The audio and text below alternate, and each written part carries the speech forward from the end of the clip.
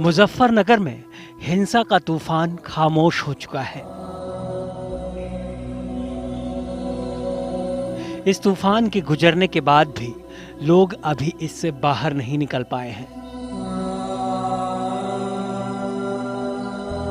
3 इलाकों में लगे कर्फ्यू से लोग अभी घरों में कैद रहने को मजबूर हैं।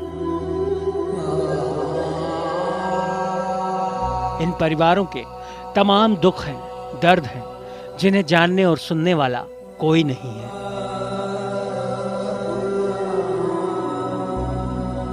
ये लोग बस उस वक्त के गुलाम बन चुके हैं जो सरकारी मशीनरियों के फरमान पर चल रहा है। क्या बच्चे, क्या बूढ़े, क्या आदमी, क्या औरत, सबके ज़हन में बस यही है, क्या वाकई इस रात की सुबह नहीं? आखिर उन्हें किस गुनाह की सजा दी गई?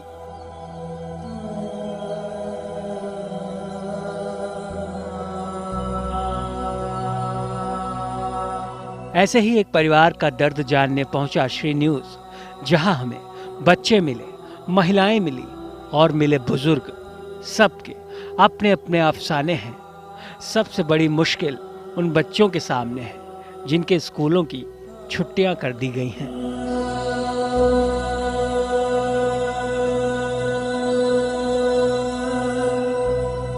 मुजफ्फरनगर की हिंसा के बाद जो तनाव पूरे जिले में फैला है, उसकी वजह से 12 सितंबर तक यहां के स्कूल और कॉलेज बंद कर दिए गए हैं। हम मुजफ्फरनगर के ही एक घर में मौजूद हैं, जहां छोटे छोटे बच्चे पढ़ाई कर रहे हैं और इनका भविष्य खतरे में है, क्योंकि 12 तारीख तक और बात का भी कुछ पता नहीं है कि कब तक जो है कर्फ्यू जारी रहेगा और कब तक इन बच्चों के स्कूल और कॉलेज बंद रहेंगे। अभी तो फिलहाल 12 सितंबर तक स्कूल और कॉलेज बंद किए गए हैं। आगे का कुछ पता नहीं है कि कब हिंसा रुकेगी, कब हिंसा थमेगी, कब तक कर्फ्यू हटेगा और कब तक स्कूल और कॉलेज जो है खुल पाएंगे। बेटा, आपका क्या नाम है? प्राची। कौन से स्कूल में पढ़ते हो? SD public. कौन सी क्लास में हो? 11th standard. 11th में हो आप। आपकी पढ़ाई कैसे चल रही है? कब से आप स्कूल नहीं गए हो और आगे का क्या बोला है, क्या है घर की तरफ से? 3 दिन हो गए हैं भैया, हमें स्कूल नहीं गए हुए और हमारी पढ़ाई का लॉस हो रहा है। कोचिंग नहीं जा पा रहे हैं, ट्यूशन भी नहीं गए हैं और एग्ज़ाम आने वाले हैं हमारे। हमें डेट शीट भी नहीं मिली अभी तक और अब कुछ पता नहीं एग्ज़ाम आगे पोस्टपोन्ड होंगे या फिर कब होंगे। और अब ना हमारी पढ़ाई हो पा रही है, स्कूल की तरफ से कोई इन्फॉर्मेशन नहीं आई है। तो मम्मी पापा कहते हैं स्कूल अभी जा नहीं पाएंगे, काफ़ी दिन लग जाएंगे। तो कुछ पता नहीं हमारा आगे क्या होगा, करियर में क्या करेंगे, एग्ज़ाम कैसे होंगे, कुछ पता नहीं। बिल्कुल देख पा रहे हैं आप बच्ची की माथे पे कितनी शिकन है, कितनी चिंता है, कैसे पढ़ाई हो पाएगी। ना कोचिंग जाने को मिल रहा है, ना स्कूल जाने को मिल रहा है, किस तरीके से पढ़ाई आगे बढ़ेगी, कुछ पता नहीं है। बेटे, आपका नाम क्या है? वंश। वंश, कौन सी क्लास में पढ़ते हो आप? थर्ड में। बेटा, आपकी पढ़ाई कैसी चल रही है? कब से स्कूल नहीं गए हो, पहले ये बताओ। संडे से। संडे से नहीं गए हो। पापा ने क्या बोला है? पापा क्या बोलते हैं, कब तक स्कूल जाने को मिलेगा? पता नहीं। पता नहीं। पढ़ाई कैसे, स्कूल जाते हो, कोचिंग जाते हो? कोचिंग नहीं जाते हो? स्कूल जाते हो। स्कूल जाते हो। पढ़ाई कैसे कर पा रहे हो, क्योंकि अब तो तुम 12 तारीख तक स्कूल जाओगे नहीं, कैसे पढ़ाई कर रहे हो? ठीक नहीं। ठीक नहीं है ना पढ़ाई? चलो ठीक है। पापा लोग क्या बोलते हैं, कब तक स्कूल जाने को मिलेगा? बहुत दिन तक। बहुत दिन तक नहीं जाने को मिलेगा। चलो ठीक है। और बेटा, आप बताओ, करियर का सवाल है। इतने दिन हो गए हैं, 3 दिन हो गए हैं, तो फिर कैसे पढ़ाई कर रहे हो? क्योंकि जब कोचिंग भी जाने को नहीं मिल रहा है, फर्स्ट ईयर में हो, कोई छोटी क्लास नहीं है, कोचिंग का सपोर्ट होता है, वहां से पढ़ना होता है। क्या बताया गया है कि कब तक उम्मीद है तुम वापस पढ़ाई कर पाओगे, और अभी कैसे पढ़ाई कर रहे हो, किस तरीके से मैनेज कर रहे हो? अभी तो घर पे ही पढ़ाई कर रहे हैं। घर पे ज़्यादा अच्छे से तो हो नहीं पाती क्योंकि टीचर के गाइडेंस की भी ज़रूरत होती है। और 12th तक कह रहे हैं कि 12 डेट तक खुल जाएंगे, पता नहीं वो भी पक्का खुलेंगे या नहीं खुलेंगे। और यहाँ पे तो आसपास कहीं शॉप भी नहीं खुल रही, कुछ वैसे ही अपना पेन पेंसिल या कुछ भी लेने के लिए चले जाएं। और पढ़ाई की तो दूर की बात है, ना ट्यूशन जा पाए। और बस अभी तो कुछ पता नहीं, 11th चलो देखते हैं कैसे होगी हमारी। बिल्कुल, बच्चे के चेहरे पे शिकन है कि सोचना है कि किस तरीके से पढ़ाई हो पाएगी, किस तरीके से हमारा फ्यूचर आगे बढ़ेगा। 3 दिन हो गए हैं, स्कूल नहीं गए हैं। आगे का भी अभी कुछ नहीं पता है कि कितना लंबा अरसा गुजरेगा और कब स्कूल कॉलेज वापस खुलेंगे। बच्चे के फ्यूचर का सवाल है। इस कर्फ्यू की वजह से, इस हिंसा की वजह से जो लगातार पनप रही है, उसकी वजह से जो आम घर के बच्चे हैं जिनके स्कूल और कॉलेज बंद हैं, सबसे ज्यादा दिक्कत उनके भविष्य पर है। किस तरीके से पढ़ाई करेंगे, इनकी रोजाना की जो कार्यशैली थी, स्कूल जाना, पढ़ना, सब पे सवाल खड़े हो रहे हैं। ये हाल बच्चों का है जिन्हें हिंसा का मतलब भी शायद पता नहीं होगा। उन्हें बस छुट्टी मिली है, लेकिन किताबें हाथ से नहीं छूटी। तो वहीं घर की महिलाएं सबसे ज्यादा परेशान हैं, क्योंकि उन्हें जिंदगी बिल्कुल उसी तरह जीनी है जैसी वो रोजाना जीती आई हैं। सबको समय पर खाना देना है और सब कुछ देना है, लेकिन कर्फ्यू ने उन्हें भी पशोपेश में डाल दिया है। आखिर कहां से लाएं वो सब्जी और दूसरी तमाम चीजें।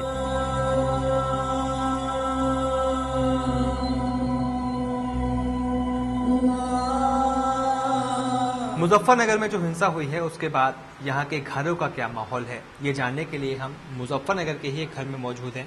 आइए जानते हैं और कोशिश करते हैं यहाँ पे लोगों से बात करने की। यहाँ पे जो महिलाएं हैं, गृहस्थी है, किस तरीके से घर को चला रही हैं, क्योंकि कर्फ्यू चौथा दिन है आज कर्फ्यू का। सारी दुकानें बंद हैं, सब्जियां नहीं मिल रही हैं, खाने का कुछ सामान नहीं मिल रहा है। आप बताइए किस तरीके से मैनेज कर रहे हैं, क्योंकि 4 दिन से यहाँ पे कर्फ्यू लगा हुआ है। खाने पीने की व्यवस्था किस तरीके नहीं है, दाल नहीं है, सब राशन घर का खत्म हो रहा है। और ये परेशानी, दूध भी नहीं आता, घर से बाहर नहीं निकलने को मिलता है, घर में भी परेशान हो गए हैं। तो किस तरीके से फिर मैनेज कर रही हैं जब खाने की व्यवस्था नहीं है, दूध की व्यवस्था नहीं है, पीने की व्यवस्था नहीं है? कैसे चावल बना लेते हैं, खाली चावल खा लेते हैं, मतलब खिचड़ी बना के, और ऐसे ही काम चला रहे, सूखे रूखे से ही। बिल्कुल। और आगे चलते हैं और यहाँ पे और भी महिलाएं हैं। आप बताइए किस तरीके से मैनेज कर पा रही हैं सारी चीजें, क्योंकि कर्फ्यू लगा हुआ है, आज चौथा दिन है। कैसे मैनेज कर रही हैं? कर्फ्यू की वजह से सबसे ज्यादा दिक्कत आप ही लोगों को हो रही है। क्या किस तरीके की दिक्कतें हो पा रही हैं कर्फ्यू की वजह से? हम बहुत मुश्किल से गुजर रहे हैं। दूध घर में नहीं है, बच्चे चाय मांगते हैं, दूध मांगते हैं, कहाँ से दें उनको चाय? फिर परेशान। कुछ और महिलाएं भी हैं, उनसे भी बात करते हैं, जानने की कोशिश करते हैं कि किस किस तरीके की दिक्कत हो रही है कर्फ्यू की वजह से। आप बताइए किस तरीके की दिक्कतें हो रही हैं कर्फ्यू की वजह से? आज चौथा दिन है कर्फ्यू का। हम बहुत मुश्किल से गुजारा कर रहे हैं। पहले ये पता थोड़ी था कि हमें मतलब ऐसा हादसा हो जाएगा। घर में कुछ भी सामान नहीं आ पाया। बच्चे दूध मांगते हैं, दूध से परेशान, चाय कहाँ से दें उनको बना के? हम फिर परेशान हो जाते हैं, बच्चे रोते हैं। अब बिना खाई पिए तो हमें पढ़ेंगे भी कैसे? पढ़ाई की बहुत दिक्कत उनके सामने आई हुई है। अब चाय दूध कहाँ से खाना बनाए? घर में आलू नहीं, सब्जी नहीं है, हम कहाँ जाए ये बताओ? और कहाँ चले जाएं? कहाँ ढूंढे? बाहर नहीं निकले जा रहा कर्फ्यू में। बच्चे बाहर से कहते हैं बाहर से ले आओ, दुकानें बंद पड़ी हैं, सब कहाँ से लाए? हम बहुत परेशान हो रहे हैं इस टाइम। घर में किस तरीके का माहौल है? घर में बच्चे भी हैं आपके और बाहर भी इतनी हिंसा हो रही है। क्या सोच रही हैं? लोगों ने क्या बताया है? आपको क्या पता चला है अभी तक कि किस वजह से इतनी सारी दिक्कतें हो रही हैं? ये सरकार की वजह से बता रहे हैं सब, मतलब सरकार की वजह से हो रही। हम तो इतने परेशान हैं कि महीने के आखिर में तनख्वाह मिलती थी तभी सामान आता था, और महीने के आखिर में ये झगड़ा हो गया। घर में तो सामान कुछ भी नहीं है जिससे बच्चों के लिए मतलब बना सके या वो कर सके। इतने परेशान हैं, बस बाहर भी नहीं निकल सकते। बाहर भी ऐसा ही लगता है कि दरवाजा खोलेंगे कोई वो ना कर दे। बिल्कुल, बाहर भी हिंसा का माहौल है, घर में बच्चे हैं, किस तरीके से फिर उनको ऐसी दहशत फैली हुई है कि कोई आ ना जाए और बच्चों को उठा के ना ले जाए या बच्चों पे हमला ना कर दे। तो इस वजह से इतने दहशत में मतलब अंदर ही अंदर कुंडी लगाकर अंदर ही अंदर बच्चे रहते हैं। बच्चे को भी बहुत वो लगता है, बच्चे ऐसा लग रहा है जैसे बच्चे को कोई सदमा सा हो गया, क्योंकि बाहर नहीं निकल सकता बच्चा। तो पूछता है बच्चा कि मम्मी ये क्या हो रहा है, क्यों नहीं जा सकते हम? कि बाहर मतलब कोई ऐसा कोई डरावना मतलब भाई जानवर उतरा हुआ है क्या? छोटे बच्चे तो ऐसे ही वो बोलेंगे। तो इस वजह से बच्चों को बहुत दहशत हो रही। बिल्कुल, बच्चों को भी देखा आपने, दहशत हो रही है। घर की महिलाएं हैं कि बच्चों को भी ठीक से नहीं बता पा रही हैं कि आखिर किस वजह से इतनी हिंसा हो रही है, किस वजह से उनको घर में कैद होने को मजबूर होना पड़ रहा है, किस तरीके से उनको खाना भी नहीं मिल पा रहा है, पानी भी नहीं मिल पा रहा है, दूध भी नहीं मिल पा रहा है। एक आम आदमी की जिंदगी एकदम पटरी से उतर गई है।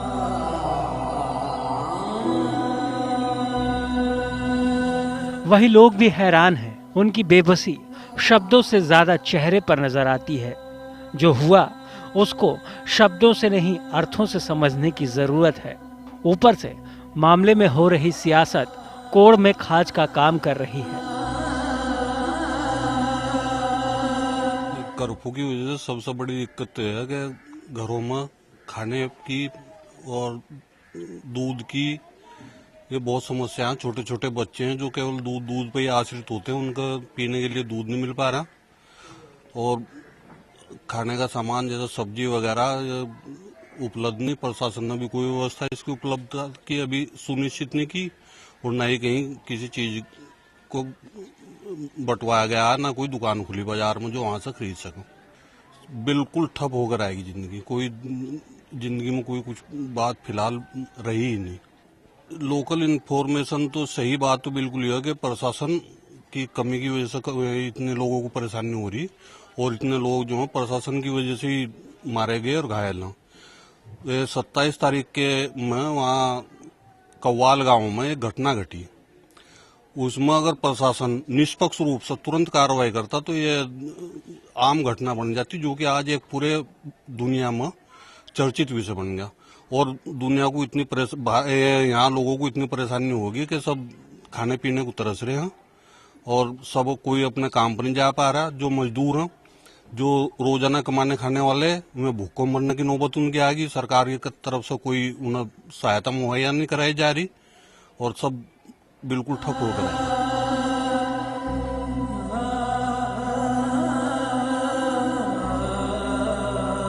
जो भी हो, अब तो बस दुआ इतनी ही है कि शहर में अमन जल्द ही लौटे, जिंदगी वापस पटरी पर लौट आए, क्योंकि सितम करने वाले तो करके चले गए।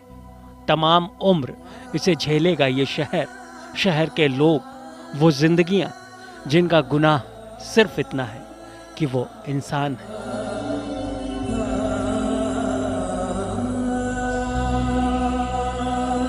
अपूर्व मिश्रा, मुजफ्फरनगर, श्री न्यूज़।